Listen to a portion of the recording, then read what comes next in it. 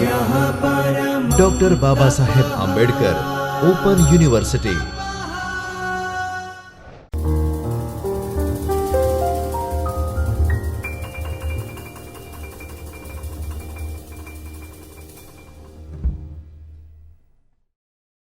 Hello students, I, Assistant Professor Mayur Thakur, welcomes you all in the video lecture series of Dr. Babasaheb Ambedkar Open University, Ahmedabad.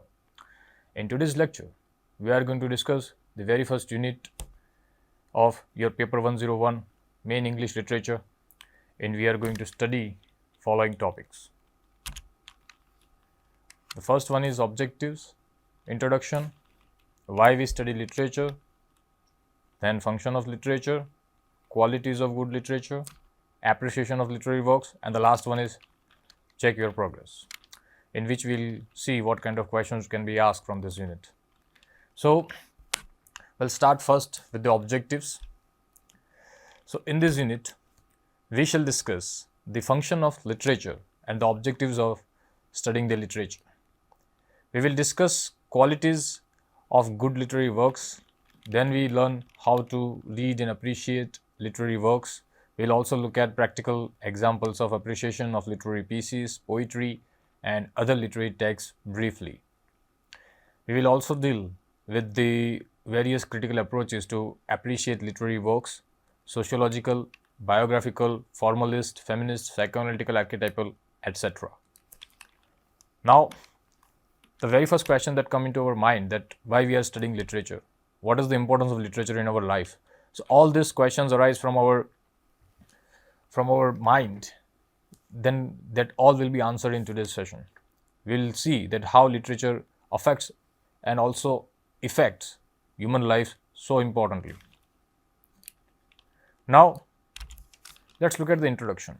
The very first question that arises in our mind is that what is literature? What are the types of literature? Why we study literature?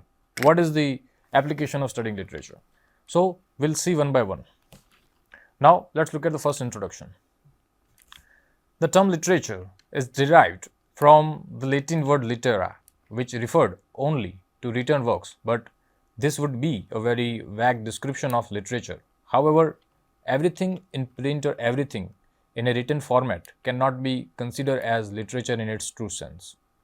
It is so because we can say, for example, John Milton's Paradise Lost and the Railway Timetable do not belong to the same category of literature. The Railway Timetable is meant for information only, whereas Paradise Lost is writing which express and communicates thoughts, feelings, and attitude towards life. And the scope of literature in nowadays so vast that it is very impossible to reduce it to a formula. And as far as regarding the definition of and the types of the term, especially the term literature is concerned, there is a very famous writer, Thomas D. Quincy, gave two terms. One is literature of knowledge and the second is literature of power. Now let us look at first, what is literature of knowledge? This kind of literature means books or writings that give us information or knowledge which which appeals to our heart, or we can say appeals to our head, not to our heart. It informs but doesn't move us, like books of philosophy, Railway Timetable. So these are the books which are like Railway Timetable, which just gives us information. We didn't get any knowledge from it. It just only for the sake of information. So etc. So these are the category of literature is called literature of knowledge, which gives us information, not power. Now let's look at the second term, that is literature of power. So this kind of literature is what we call a proper literature. It is one of the arts which provide aesthetic pleasure. Longinus called it a sublime delight. It has power to move it. It has called a proper objective, a literature with a proper objective, like books of literary criticism, books of poetry, novel, drama, short story, epics. So these are the kind of forms, literary forms, which appeals to our heart. Whereas the other one, that is literature of knowledge, that is appeals to our head, which provides only information. Whereas this kind of books, which gives us some knowledge, which it moves our heart, from which we can get some information, we can say a motivation which inspires us to move to do something good in life. So these are the kind of literature called literature of power. Now let's look at one of the very famous author, R.J. Rees, who tries to distinguish both the types of literature in this way. He says that the description of London, which he gives an example of London city, the description of London city in the encyclopedia is different from the description of London in Wordsworth's poem Upon the Westminster Bridge. In the encyclopedia, the purpose of the writer is to give us facts and information about London. He doesn't express his feelings for London but provides information about London only. While William Wordsworth's purpose of London in Upon the Westminster Bridge is quite different. Wordsworth wants to communicate his feelings and emotion about the city. He wants that reader should feel what he has felt. Thus, Wordsworth's poem is a literature in the fuller and deeper sense. Thus, the description of London in the encyclopedia is an example of the literature of knowledge, while the description of London in Wordsworth's poem is an example of the literature of power. So I hope we get, so from this we can distinguish between what is literature of knowledge and what is literature of power. So in one word we can say literature of knowledge provides us information, where literature of power, which moves our heart, which inspires. Now let's look at the second point, that why do we study literature? Why we are studying literature, why we are pursuing bachelor's, master's, PhD. So these are the courses what are the importance of studying literature? Now let's look at one by one. So these are some questions that arise, that what is the use of literature, what is the purpose of it, why is it read, why is it produced, are there any good reasons for studying literature? Now let's look at one by one. In modern time, we have become so utilitarian that we always undertake an activity keeping in mind its usefulness. The age in which we live is called the age of science and technology. That's popularly what we call 21st century, the age of science and technology. Naturally, we ask the question to ourselves, what is the use of studying literature? We know that the study of literature will not help us to feed hungry people. We will not save the life of a single soldier on the battlefield. So when we study literature, some questions may arise. Now, let's look at first what is the use of literature. Second is, what is the purpose of it? Third is, why is it read? Fourth is, why is it produced? And the fifth is, are there any good reasons for studying literature? Let's look at that. So let's understand how R.J. Rees, one of the very famous critic, has answered all these questions in the following manner. First, he says, to learn about another country. Now, before we move to another slide, let's look at that. What are the important things that he has mentioned? That literature provides us with the knowledge of the people and the country of that particular language and country. So, for example, if we study English literature, we get the knowledge of English people and England as well. We come to know not only England of the present day, but her history as well. If we study Shakespeare's plays, we know the Elizabethan England very well. We also get the knowledge of the English monarchy and democracy. In one or the other way, we come to the English mind. If we read Thomas Hardy, we come to know about Wessex people and the surroundings of that area. In the same way, Charles Dickens gives the picture of Victorian England. Wordsworth's poetry takes us into the Lake District. This is true of literature of all countries. We certainly come to know the social and political background of the language and the country in which literature is produced. The study of Greek and Latin literature enrich the English literature and influence the whole of Europe. Though the study of literature we come to know human beings better, we also realize that ultimately human beings and their problems and pleasures are essentially the same. So this is the advantage of one of the, we can say, advantage, or we can say the very important aspect of studying literature. Now the second is to appear well cultured. The other reason for studying literature is a desire to appear cultured, educated and well read. In most civilized countries, people are fond of being well educated and knowledgeable. In some English and American social circles, knowledge of the names of writers is socially necessary. In this way, literature provides a platform for such people to to press themselves in an adequate way. Now, the third important reason is to pass an examination for which we study generally. For generally, normal person take admission. That the third one is to pass an examination. Thus, and in which we can say that the reason, another this is important reason, we can say that the study of literature in modern time is often prescribed in course as a subject. Students study literature as a subject and pass various examinations. This kind of study provides for in-depth study and research into the subject.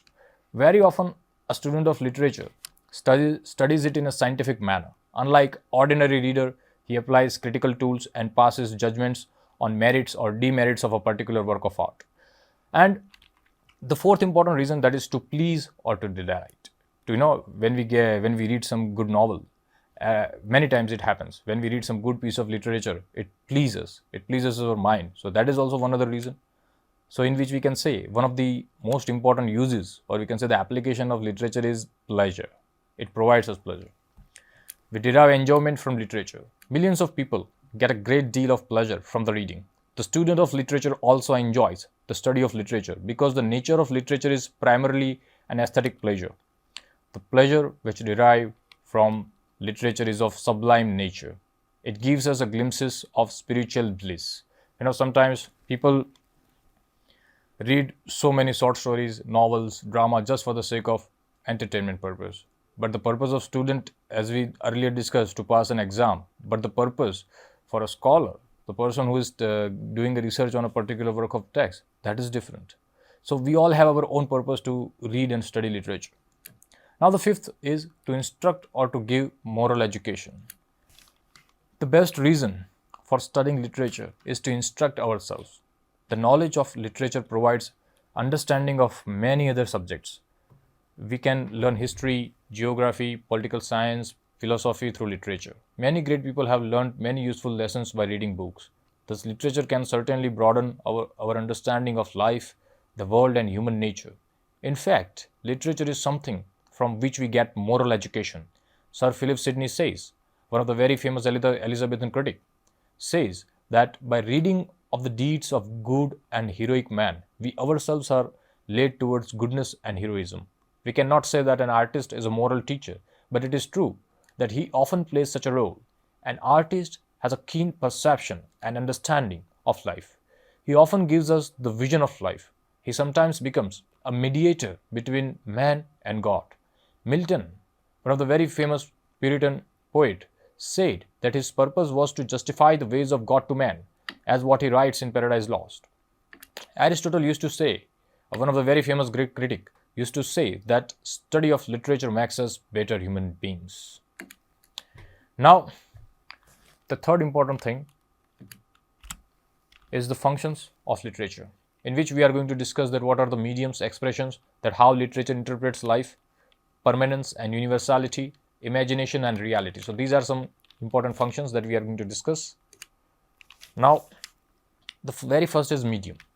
The medium of literature is the language. The raw material of literature is in words. Language of style gives literature its distinctive stamp. Means literature is the expression of written words. Thus, words should be grouped rhythmically. The literary language should be connotative. When the language is emotionally charged, it gives literature.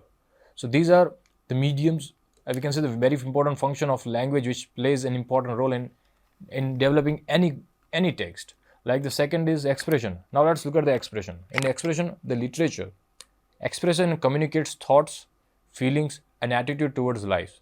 This means that literature is an expression of the feelings and thoughts of a writer. It is often subjective in nature. Thus, literature may be an instrument of self-discovery or a mode of self-fulfillment. Communication is the fundamental thing in literature. As P.B. Shelley asserts, literature is the best words in the best order. P.B. Shelley, one of the very famous romantic poet. Now, the third one, that is interpretation of life. The other important characteristics of literature is the expression of interpretation of life. Literature grows out of life, reacts upon life, and is fed by life. It teaches us how to live. It is a vital record of what men have seen, experienced, and felt in life. Matthew Arnold, one of the very famous Victorian poet, used to say, literature is criticism of life. Now, the fourth one, that is permanence and universality. The literature is intended to be permanent and universal. A poet makes himself and his subject immortal. Literature is not limited to any country or any age. This is the reason why we still read and enjoy the Iliad, Paradise Lost, Hamlet, or great Indian classics like the Ramayana and the Mahabharata. The greatest literary masterpieces are true to time and space. Means, Sahitya is Saswat hai. Now, imagination or reality. It is believed that behind the creation of each and every literary work exists imagination. That is why literature presents not what had happened, but what might happen. What is, but what may be. So, this is one of the very important characteristics and function of literature. Literature can be devoid of the dry facts, therefore, literature is more truthful than history. Thus, literature provides aesthetic pleasure through the flight of imagination. So, this is one of the very important function of literature. Now, let's look at some other important functions of literature. The function of the literature is to entertain and give pleasure to the readers and to heighten their awareness of certain aspects of life. Literature provides aesthetic pleasure, which is quite different from material or physical pleasure. Literature also has a subsidiary function of propaganda. The writer of propaganda is more concerned about ideas, ideology, or emotions. The focus of the writer of propaganda who writes propaganda is to communicate to his readers his attitude towards life and the world. For example, one of the very famous essayists of Victorian period, John Ruskin's economic ideas presented in his works can be cited as an example. Charles Dickens, one of the very famous novelists of Victorian period, who employed indirect method of fiction to propagate his views on industrialism, poverty, crime, schooling, etc. Another subsidiary function of literature is release, which refers to the release of pent-up forces in the personality of the writer. It acts as purgation, which called catharsis, for the writers as well as the readers. The fourth important is writers also provide escape from grim realities of life and the world, just like we see movies. When we go into the different world, just like for 3 hours, we forget what we are and we go into another world. Just like while we read any novel or any text, which really incite our minds, we really go into deep and get something new out of it. So it provides escape, a kind of escape that from boredom and monotony of life. Great literature usually helps the readers to escape from trivial reality. Judith Langer, in Envisioning Literature, says, literature makes us better thinkers. Just like Aristotle says, the literature makes us better human beings. He says, literature makes us better thinkers. Now, he says that it moves us to see the multi-sidedness of situations and therefore expands the breadth of our own visions, moving us towards dreams and solutions we might not otherwise imagine. Now, the sixth important is literature helps readers develop a sense of individuality and creativity. And literature also develops enduring values like integrity, compassion, loyalty, and integrity in the readers. There is an intimate connection between literature and life. In fact, life itself is the subject matter of literature. It is the expression of the life through the medium of language. When we study literature, we understand life in its broader perspectives. So this is one of the most important functions. Literature, furthermore, we can say literature is a vital record of what men have seen, experienced, and thought about life. By reading literature, we have access to experience and thoughts of other people in the world. Literature also provides us a deep understanding of human nature. In our lives, we meet people in a limited number and know them quite superficially. But literature takes us into deeper recesses of human mind. This gives us a profound understanding of human psychology. Now, and also it functions, and its function is not teach. The another important function that I will discuss, that its function is not to teach but to delight. However, great literature is always connected with human values, virtues, and morality. Literature teaches us how to live meaningfully. When we study a work of literature, we come across positive and negative aspects of life. Literature doesn't preach morality directly, but it also stands for the truth, love, and other human virtues. Quite often, the good suffers in literary works, but it wins our heart and carves its place in our memory forever. So these are some important functions of literature that we discussed. That it also please and also give moral lesson. It also teaches us how to live life, and the most important thing is it also makes us better thinkers, as Langer says, and one other, as Aristotle says, it makes us better human being. Now, when we look at the literary works, that what are the qualities that a good literary work should have? Now, let's look at the qualities of a good literary work. Before we move, now let's look at qualities of good literary work, and then we go to the previous slide, that is appreciation of literary works. Now, let's look at the qualities of good literature. As we can see, that psychological truth or life-likeness, technical skill, craftsmanship, moral consciousness, sincerity, and suggestiveness. So these are some qualities of good literature has. Now let's look at the qualities. So it is, if we can say that it is very difficult to explain the difference between good and bad literature. Most of the literature produced in the world is mediocre. Some is bad, some is good, and very little is great. We always expect to find few qualities in good literature. We shall not find all these good qualities in any one work, but some qualities must be present in any good work before we can call it a good. Now the first is psychological truth or life-likeness. Literature should hold the mirror up to nature. That is, to present an artistic picture of human life. Literature should be life-enhancing or a criticism of life. This means a writer should pass on to us some feeling or idea which our own experiences. While reading a poem or novel or a drama, we should feel that the feelings or ideas expressed in it correspond to our own. As soon as we read it, we feel that it is real. It reflects some thought or feeling which we recognize as being true to life or belonging to real life. Thus, a kind of closeness to life is one of the distinguishing qualities of good literature. We find it in it both the reflection of our own joys and sorrows, love and hate. One of the very famous critic and author, Hudson, W.H. Hudson says, literature is a vital record of what men have seen in life, what they have experienced of it, what they have thought and felt about those aspects of it which have the most immediate and enduring interest for all of us. It is thus fundamentally an expression of life through the medium of language. Now, let's look at another good quality, that is originality. Another quality we expect to find in good literature is originality.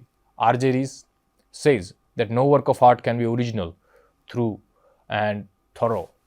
It is impossible to find an original subject for a novel.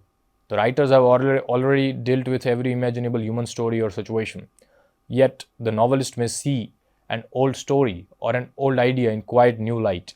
The plays of Shakespeare show old characters and stories and situations in a new and fascinating light. Most good literature is traditional and original at the same time. We know that the central themes of all literature, that is love, life, and death, are unchanging. Yet, writers continue to discover new ways of looking at them. Thus, originality consists not of inventing new themes, but of seeing and expressing the old unalterable themes in a new way. Now let's look at the technical skill or craftsmanship. Generally, it is a tendency to overvalue originality and to undervalue technical skill or craftsmanship in literature. Writing is not only a matter of ideas and inspiration, but also of practice and technique. The art of writing cannot be mastered without effort and practice. A prose writer should be expert in the grammar and usage of his own language. He should have control of a large vocabulary. He should be familiar with the great literary works of the past in his own and other languages. Now, a man only of such learning and skill cannot be a good writer. He he must have creative imagination as well. Without creative imagination, all the technical skill is useless. But it is equally true that without some technical knowledge and craftsmanship, no good writing is possible. Technical skill or craftsmanship is the art of using the right word in the right place. So that's what technical skill or craftsmanship is all about. Now, another important quality, that is moral consciousness. The most important feature, which is to be found in almost all good literature, is moral consciousness. By this, R.J. Rees says that the writer should convey to the readers that the word good and evil have a real meaning. Without moral consciousness, serious literature cannot exist. Sophocles, Dante, Ibsen, Goethe, Milton, and Hardy are strongly conscious of the everlasting war of good against evil. Literature is concerned. So, we are discussing that moral consciousness. Literature is concerned in some way with morality. Some believe that in literature the question of morality is irrelevant, but the literature being social must be moral or teach higher morality. As a reader, we are deeply interested in the eternal war between evil and God. So we always see that there is a clash between good and evil. Now we look at the sincerity and suggestiveness. So till now we have discussed 3 to 4 important qualities. Now the fifth one is sincerity and suggestiveness. So how sincerity and suggestiveness is one of the important characteristics of good literature. That is, in it which says a writer must report faithfully only that which he has lived through, seen, thought, felt, and known for himself. Without sincerity, nothing great can be accomplished in literature. Carlyle, another important Victorian essayist, Thomas Carlyle, says, "The merit of originality is not novelty, it is sincerity. Good literature should have its suggestiveness, its power to appeal to our emotions and imaginations rather than to our intellect." Now, before we conclude, let's look at the appreciation of literary works. So, while appreciating poetry, we have to be careful of doing 4 important literary forms, that is drama, poetry, fiction, and non-fiction. And also another important is short story. So while we reading poetry, we must be aware of the poet's life, his important works, what kind of we can say rhythm, which stylistic, yes, what are the style followed by the poet. When we read fiction, what kind of genre, what type of fiction it is, whether it is written in autobiographical manner, whether it is a biography. So these are the types of books that we need to keep in mind when we say that when we appreciate any literary works, it is very important to take care of the forms. Now, before we move, these are some important questions from this session, that why do we study literature, what are the major functions of literature, and as we discussed, what are the qualities of good literature. So these are some important characters that we discuss. We study the reason why should we study literature. We also discussed that what are the functions of literature. Now, if we conclude this session in a few words, we can say, so literature is a kind of writing which is charged with human interest. It is an artistic expression of the best that is known and thought in the world. It is the humanization of the world with largeness of sanity, attractive form, and in an attractive format. We may say that literature is a permanent expression in words of some thoughts or feeling or ideas about life and the world. Literature may be good or bad or indifferent, but we can say in one sentence that literature कल भी था, आज भी है और हमेशा रहेगा. Because when we study literature, it covers everything. As we heard many times that it is nothing but a reflection of society. Even nowadays, when we say that we like entertainment so much, that in the way entertainment industry is growing because of movies, web series, documentaries, so and so forth. Yet we have also seen that it is also adapted in film studies as well. So literature is also a very good medium for entertainment industry. to adapt and to give some good work.